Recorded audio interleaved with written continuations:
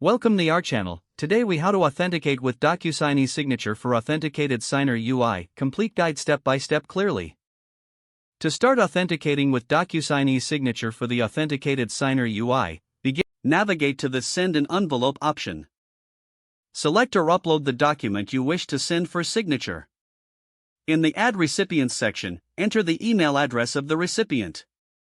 Choose the recipient type as signer. Now, click on Add Authentication. Select the Phone Authentication option. Enter the recipient's phone number. Choose the method of authentication, either a text. If you select text message, ensure the recipient's phone can receive SMS.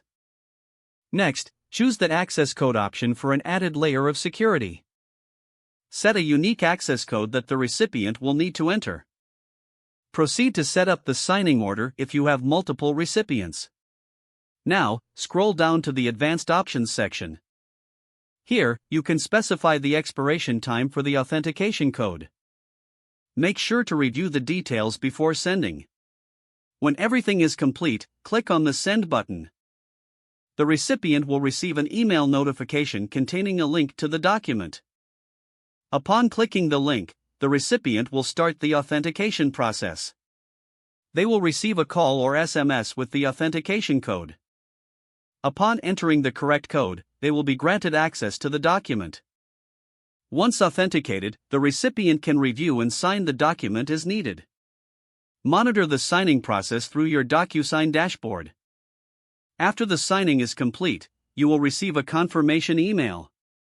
You can then access the completed document in your account for your records. If the page does not load, refresh the browser or try again in a private or incognito window.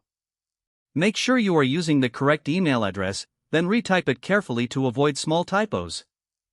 If your password is not accepted, use the reset option and create a new strong password you can remember. Check your spam folder for verification or security emails, then complete any requested confirmation steps. Enable two-factor authentication if available to improve account security and reduce unauthorized access risk. Don't forget to like this video and subscribe to our channel for more step-by-step tech guides.